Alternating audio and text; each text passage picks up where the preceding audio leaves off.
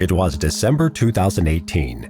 55-year-old Donald Lynn briefly quit his job and kissed his family goodbye a month later to embark on the dream adventure he had cherished for more than 40 years, climbing the world's highest and most dangerous mountain, Mount Everest.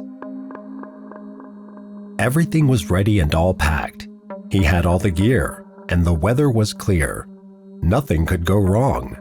However, fate had a different plan. A dark and twisted one that allowed him to achieve his goal, but at a price he was not sure he was ready to pay. Since his teenage years, Donald Cash Lynn had one dream and one goal: to become a member of the Seven Summits Club, perhaps the most prestigious club anyone could ever join. At that time, few people had managed to become members of this club. There were only 500 members all over the world. However, they had one thing in common: their initiation. To become a member, one would have to climb the top of the tallest mountain in each of the 7 continents.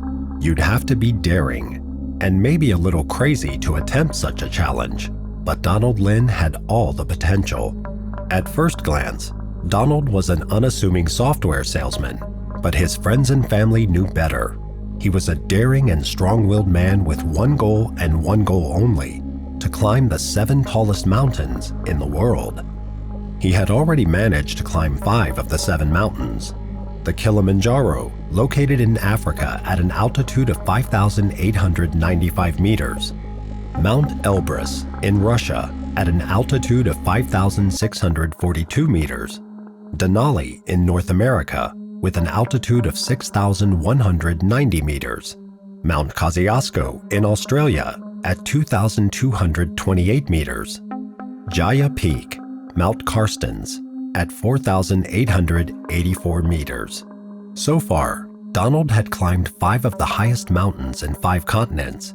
He only needed to climb the Vinson Massif in Antarctica at 4,892 meters, and the greatest of all, Mount Everest in Asia at a whopping 8,849 meters. Then he would finally join the 7 Summits Club. He was so close, he could taste it. However, he had a job and a family to take care of and be responsible for. He couldn't just up and leave. So Donald Lynn continued to nurture his dream of successfully completing the last of the 2 challenges. Finally, on a lowly Wednesday on January 2019, the day came. He had been preparing for years, taken a 5-month leave from work, saved up enough money, and was finally ready to tick off the last 2 mountains on his list. He packed a pair of thick boots and mitts for the cold and easy movement, a bright head torch because most mountain climbing expeditions begin at night, the thickest expedition suit he could buy, a nice pair of socks, some water, and an ice axe to break the ice blocks on the mountain. All of these he squeezed into a huge backpack, and away he went. First, he went to Antarctica to climb Mount Vinson. 4,892 meters was no joke, but he believed he could handle it. As soon as he reached the base of the mountain, he was scared for the first time. The sight was massive and intimidating. There was so much snow, and it was so cold that an inexperienced explorer would probably pass out. Moreover, the mountain had many sharp edges that could be fatal if you were not careful, but Donald was not deterred. He welcomed the challenge. So with a deep and determined sigh, he began his ascent. It was hard, it was painful, and the cold was lethal. But 10 hours later,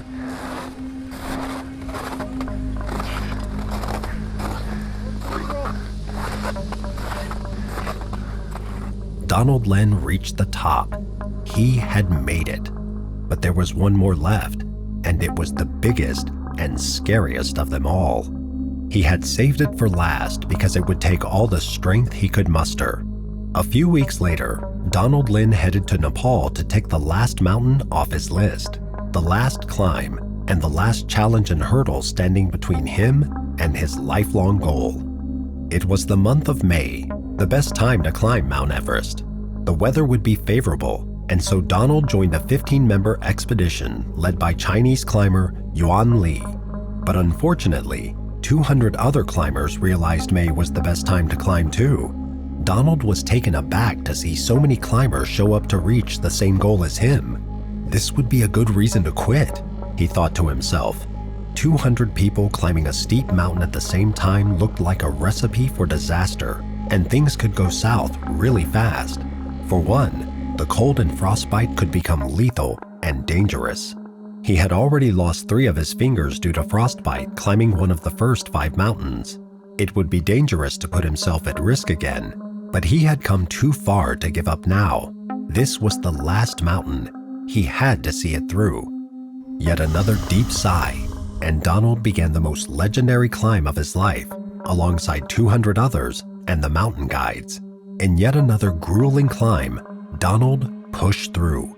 The higher he went, the colder it got. It also didn't help that 200 other climbers were also climbing, and so there was a lot of traffic, which made the challenge even harder. He stayed with his group of 15 as they made their way through the dangerous parts of Everest. Finally, they reached the death zone. The death zone is part of the highest point on Everest. It is located around 8,000 meters, and it is deadly for people to stay there too long. First, there is oxygen loss due to the high altitude, and if you don't freeze first, your lungs can explode. They shouldn't stay too long in the death zone, but when Donald and his team got there, it became even more dangerous. There was a long line of at least 200 people in one line on the death zone, a traffic jam moving very slowly. The cold was getting colder and colder. The air was starting to get thinner. Donald was now fighting to stay strong. He had to reach the top. He had come all this way. It was too much of a long way down to give up now. Slowly but surely, Donald finally reached the highest peak, and in those few minutes, he grabbed his camera and took a few pictures. It was the happiest day of his life. He had done it. He was finally a member of the 7 Summit Club at the age of 55. Just as he was celebrating his victory and achievement, the guides gestured to him that it was time to begin their descent. There were hundreds of people waiting to get to the very top, and they were holding the line. Donald agreed, but just as he began his descent, something terrible happened. At first, he felt a little dizzy, but he didn't think anything of it. It was probably the excitement, and he was dizzy with joy, but then it got worse, and suddenly Donald collapsed and passed out. It was the high altitude. When exposed to that altitude, all his blood went to his lungs and caused a shutdown. He had no chance. The guides ran to help him. They resuscitated him, and a moment later Donald regained consciousness. But there was another problem. Donald was way too weak and sick to walk or even stand, so he had to be carried. But first they had to get past the 200 people in line. The traffic jam was hectic and also slowed Donald down. He had to get away from that great height as soon as possible, or he wouldn't survive it. Little by little, they pushed past all of the people in line and managed to get Donald on lower ground. But just as they got to Hillary Step, a nearly vertical rock face with a height of around 12 meters located near the summit of Mount Everest, Donald took his last breath and slipped into unconsciousness again.